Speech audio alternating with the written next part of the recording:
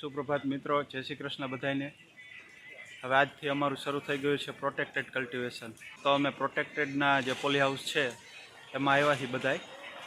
અને આ જે તમે જોવો હો એ મેથી વાવી છે, આ બાજુ મેથી છે અને હજી થોડાક બેડ વાવવાના બાકી છે। તો અહીંયા અત્યારે અમે પ્લાન્ટિંગ કરવી છે।